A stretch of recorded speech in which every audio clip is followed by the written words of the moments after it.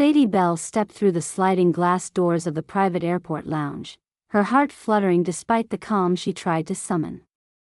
Her thrift store dress hung simply over her frame, its faded floral pattern whispering of years past rather than present luxury.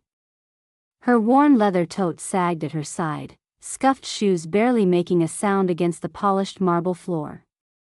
She kept her head low, resisting the urge to avoid the plush velvet chairs and gleaming counters around her. The scent of freshly brewed artisanal coffee swirled softly with expensive perfumes, mingling with the subtle classical music drifting through the air. For a moment, she paused near the entrance, absorbing the gleaming gold accents and muted tones of cream and deep mahogany. This was a world far removed from her own, marked by restrained opulence and hushed exclusivity. She bit her lip but didn't falter.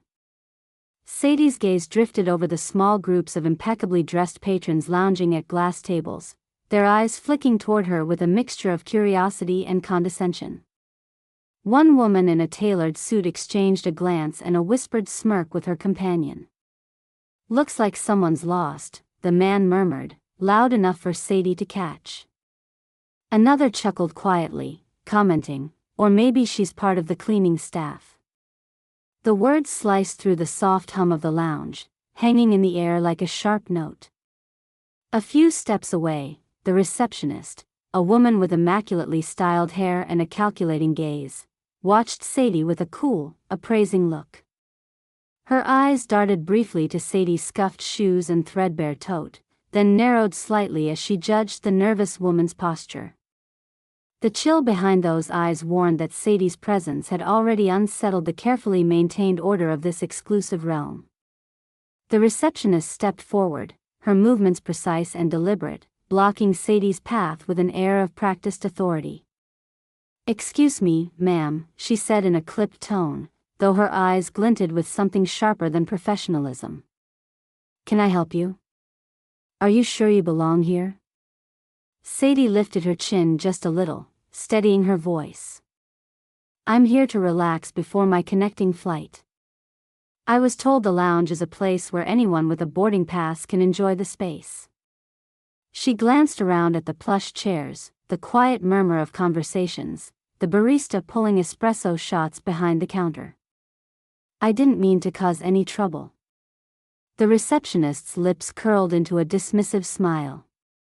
"This lounge is strictly for first-class and VIP passengers. If you don't have the right ticket or membership, I'm afraid you can't stay." Her tone carried the unmistakable edge of condescension, and her gaze flicked meaningfully at Sadie's thrifted dress and scuffed shoes as if those alone disqualified her. Sadie's stomach tightened, but she tried to keep her eyes level, refusing to shrink in the face of the woman's cutting words. Around them, a few patrons shifted, curiosity evolving into amusement at the mounting scene. From a nearby table, a man with an expensive watch leaned forward, smirking. "Lost your way, sweetheart," he joked, loud enough for Sadie to hear. His comment earned a ripple of laughter from the circle he sat with. Another guest, a sharply dressed woman, crossed her legs and said with a sneer, "Maybe she's working in the kitchens." "Poor thing." Her words weren't loud, but the laughter they inspired was, and it echoed softly against the lounge's high ceilings. Sadie's hands clenched briefly at her sides. Her confident composure wavered, revealing the flicker of vulnerability beneath. She opened her mouth slightly, ready to defend herself, to explain that she was indeed a first-class passenger, but the crowd's laughter and dismissive glances stilled her voice. Her cheeks flushed hot with embarrassment, and for a moment she felt as if she might crumble under the weight of their judgment. The receptionist's voice cut through the murmur, sharp and enforced. "I'm going to have to ask you to leave. This is a private lounge, and your presence is not authorized." She gestured toward the exit with a thinly veiled impatience. For a heartbeat, Sadie stood frozen amid the swirling whispers and pointed looks. She scanned the room, searching for a friendly face or even a hint of kindness, but found none. Phones were quietly raised, screens catching this moment of humiliation, faces illuminated by the glow as guests recorded the scene. The laughter was cruel, the words whispered crueler. Sadie's throat tightened, her pulse rising with a mix of humiliation and hurt so profound it surprised her. She swallowed hard, forcing herself to breathe steadily as the receptionist reached out, lightly but firmly taking Sadie's arm to escort her toward the door. Their steps echoed loudly in the expanse as they made their way through the lounge. The polished floor gleamed underfoot, reflecting the faces of people who once held curious glances and now bore expressions of amusement or disdain. Sadie's grip on her tote tightened, knuckles whitening as she walked silently, hurt seeping into every nerve. Near the exit, a lingering glance in the receptionist's direction confirmed the cold indifference there, no pity or hesitation, only the satisfaction of having upheld what she thought was the sanctity of an elite space. Once through the doors, the rush of ordinary airport noise enveloped Sadie, rolling suitcases, overhead announcements, the hum of crowds moving with purpose. Outside, the stark brightness felt like a harsh contrast to the shadow cast inside the lounge. Sadie paused for a moment in the hallway, swallowing the tight sob that threatened to escape. She felt the sting of invisible eyes still upon her, the sting heavier than any cold remark. The sting of having been mocked, excluded, and made invisible in a place she had every right to be. No one had stepped forward, no one with privilege or power in that room had challenged the receptionist or defended her.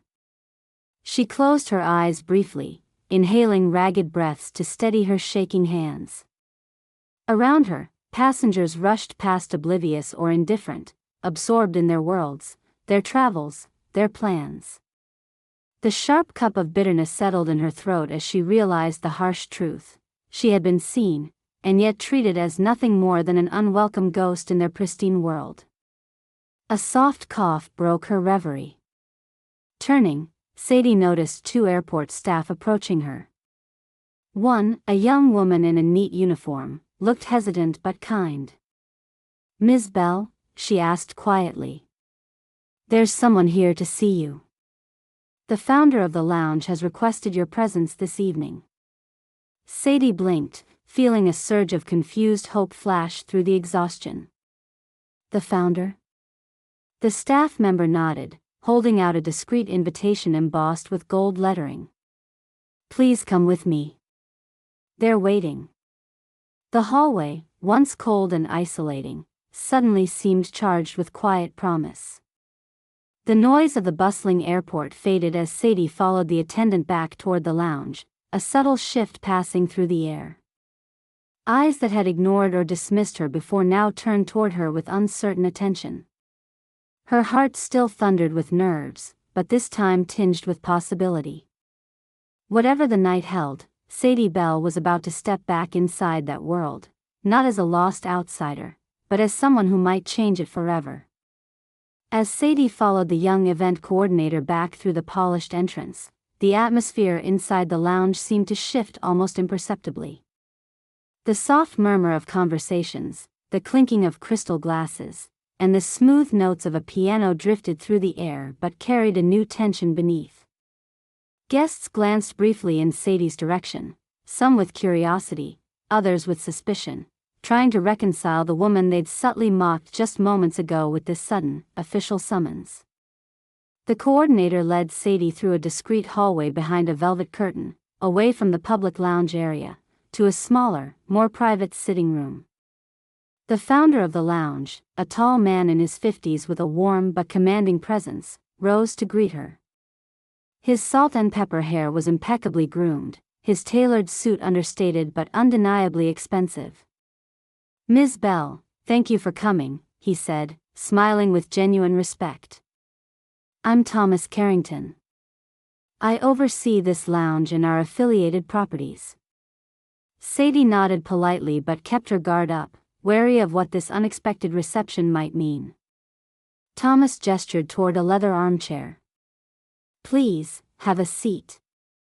She did, noticing how different this room felt, a quiet confidence in its design, functional yet elegant, far removed from the snobbery she'd witnessed moments before. As Sadie settled, Thomas paused before continuing, "I heard about what happened out there." His eyes reflected concern, but behind that was a steely resolve. It was unacceptable and not in line with the values we strive to uphold here. The words brought a faint warmth to Sadie's chest, but before she could respond, Thomas offered a brief glance toward the doorway, as if ensuring privacy. "Let me be clear," he said. "We made a mistake letting that incident happen. And it's partly why I wanted to meet you personally tonight." Sadie's brow furrowed with cautious interest. Thomas unfolded a sleek tablet, scrolling through a presentation. "We're preparing for an Aviation Innovation Summit next month, an event that's been in the works for nearly 2 years. Your name came up repeatedly among our industry contacts. Your work in sustainable aviation technology is groundbreaking." Sadie blinked, a flicker of disbelief mingling with an unfamiliar thrill. "I wasn't aware." Her voice was quiet. "We'd like to invite you as the keynote speaker," Thomas said firmly. "Your vision aligns with how we want to evolve the future of air travel: progressive, responsible, and innovative." Sadie found herself caught between surprise and elation. She took a slow, steadying breath. "That's an incredible honor." Thomas nodded. "Yet, I'm aware that the way you were treated tonight was hurtful and wrong. I want to assure you that steps will be taken to address it." He leaned forward. "We want you to know you are valued, and to show that, you'll receive our full support. Your simple appearance today, it speaks to your focus and humility, values we all need to remember." Outside the quiet room, the lounge continued its rhythm, a mixture of laughter, business conversations, and clinks of glasses. But Sadie felt as though she was moving in a different current now, a tide turning beneath the surface. Before Thomas rose to attend to other matters, Sadie excused herself, walking back toward the entrance with the coordinator's quiet escort. As the folds of the velvet curtains swept closed behind her, she took a moment to catch her breath in the bustling corridor. The receptionist who had dismissed her earlier was nowhere in sight, but Sadie could almost feel the echoes of her disdain lingering in the subdued lighting. She caught a few pointed glances from guests who had witnessed the earlier scene unfold on their phones. Expressions of fleeting discomfort, quickly masked or rationalized away. The lounge's unyielding privilege seemed to pulse here, reinforced by wealth and entitlement. Yet Sadie's quiet dignity resonated differently, not through flash and flourish but through a grounded strength that unsettled the very order surrounding her. As she reached the lounge's expansive windows overlooking the runway, Sadie allowed herself to pause. The brilliant lights of planes taxiing, crews bustling below, mirrored the restless energy inside her. Years of relentless work, innovation, and relentless dedication had led her to this tenuous doorstep. Her fingers curled around the worn strap of her tote, the familiar weight anchoring her. For all the exclusion she'd faced tonight, this moment was a chance to shift the narrative, not just for herself but for anyone who had ever felt like an outsider, an interloper in worlds that seemed designed to exclude. The event coordinator returned, ready to guide her toward the evening's official proceedings surrounding the summit.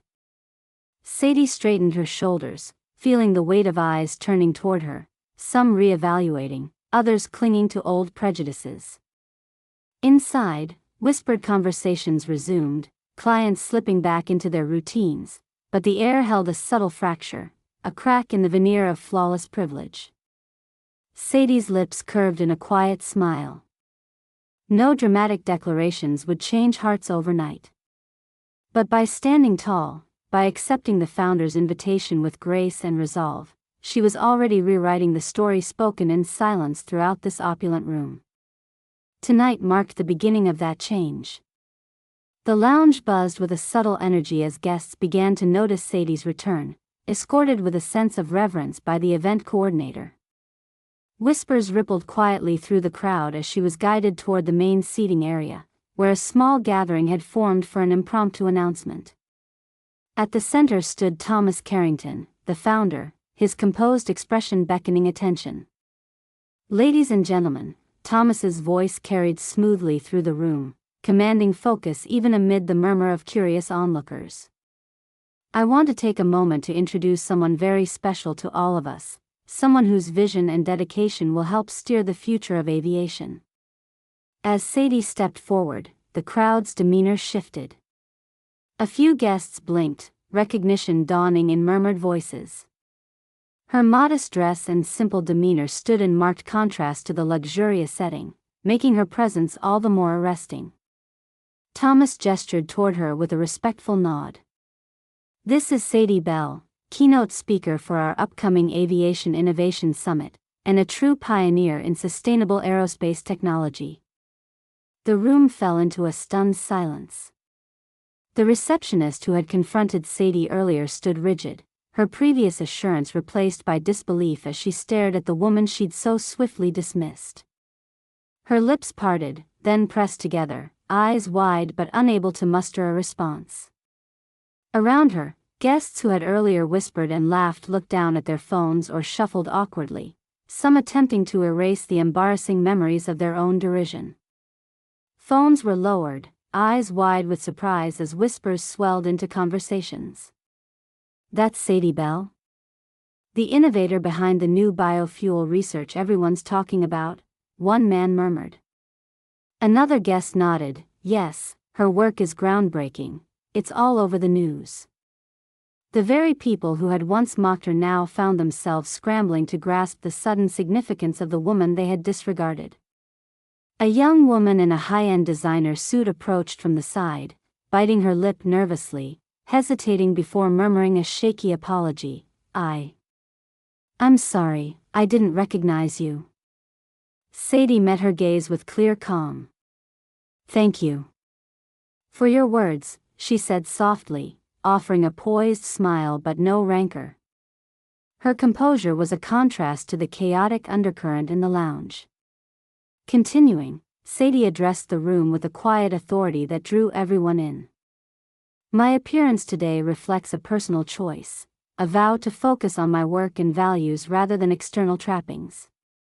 Dressing simply does not diminish the scope of my ambitions or the impact of my contributions. I stand here representing a vision for a sustainable future, where innovation and responsibility can coexist. Thank you for welcoming me in this capacity."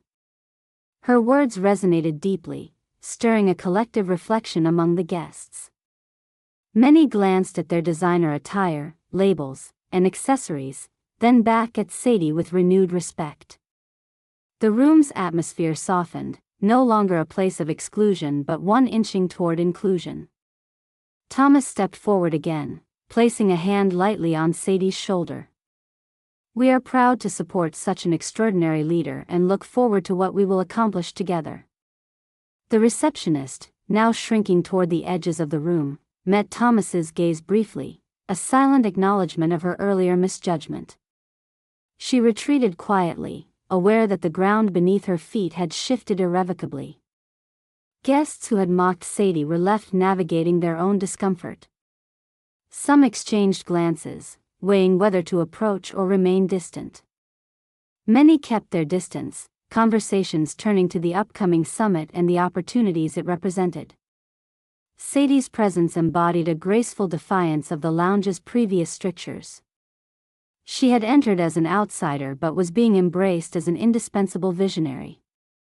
Her success story was clear. From modest beginnings, her relentless dedication to sustainable aviation had propelled her onto the world stage. Tonight, her understated appearance was revealed to be a deliberate choice, a signal of her focus and authenticity amid superficial opulence. As the crowd began to disperse, Sadie lingered for a moment, feeling the powerful contrast between the night's earlier humiliation and this moment of recognition. Her calm, determined gaze swept over the lounge. The luxurious surrounds no longer felt alien but like the very space she could help transform. The night was far from over, but Sadie had already made her mark, quiet, poised, and unassailable. The atmosphere in the lounge shifted palpably as Thomas Carrington cleared his throat, the commanding tone of his voice cutting through the murmurs and whispers that still hung in the air. "Before we continue, I must address what transpired earlier tonight," he said firmly, his gaze locking onto the receptionist who had previously confronted Sadie. Her earlier confidence had drained away. She now stood frozen near the corner, a faint flush coloring her cheeks and eyes lowered in shame. "This kind of behavior is utterly unacceptable and unbecoming of this establishment," Thomas declared, his voice resolute. "We pride ourselves on fostering an environment where every guest is treated with dignity and respect, regardless of their appearance or background. Effective immediately, you are suspended from your duties pending a formal review." A collective gasp rippled through the crowd as the receptionist's eyes flicked up, disbelief and desperation flickering across her face. She opened her mouth to protest, but no words came. The crowd's attention turned swiftly from Sadie back to the woman who had become, in an instant, the symbol of the very elitism they secretly resented but tacitly accepted. Guests whispered among themselves, some nodding in approval of Thomas's decisive action, while others exchanged looks that ranged from surprise to quiet satisfaction. Those who had previously laughed or whispered cruel remarks toward Sadie now kept their distance, wary of drawing similar ire. In the days following the incident, social media platforms buzzed with discussions sparked by video clips and eyewitness accounts of the confrontation. The receptionist's actions went viral, attracting widespread criticism and calls for accountability. She was swiftly demoted, her reputation tarnished within the industry, confined to menial tasks as part of a remedial program focused on sensitivity and professionalism. Meanwhile, Sadie's role as keynote speaker for the upcoming aviation summit was widely celebrated. Invitations poured in from industry leaders eager to collaborate with her, and her previously modest social media presence suddenly blossomed with followers inspired by her resilience and commitment to innovation. Weeks later, Sadie returned to the lounge, this time clad in a sleek but practical outfit that spoke of her confidence rather than humility. As she entered, the room took on a different hue, one textured with respect and genuine admiration. The guests greeted her with warm smiles and nods of recognition, their earlier skepticism replaced by eager anticipation. In a quiet moment near the lounge's entrance, Sadie found herself face to face with the former receptionist. The woman's shoulders were slumped, eyes cast downward, burdened by the memory of public disgrace. Time and experience had stamped humility upon her, each step weighed with regret. Sadie regarded her calmly, the earlier sting softened into something resembling forgiveness, or perhaps understanding. She offered a small, enigmatic smile, not condescending, but gentle, a silent acknowledgement that people could change. There was no bitterness, no need to dominate, instead, a quiet strength that rendered animosity powerless. Without a word, Sadie turned and walked away, her posture tall, her steps sure and steady. Eyes in the lounge tracked her movement, the echo of her presence filling the space with an undeniable energy. Those watching saw not just a woman who had weathered humiliation but one who had transformed it into power and grace. The lounge itself seemed altered by her journey, its walls less cold, its air more inclusive.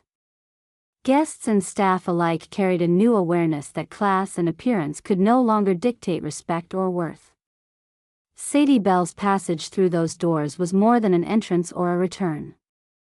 It was a statement that resilience, humility, and brilliance could rewrite narratives, break barriers, and forever change spaces built on exclusivity.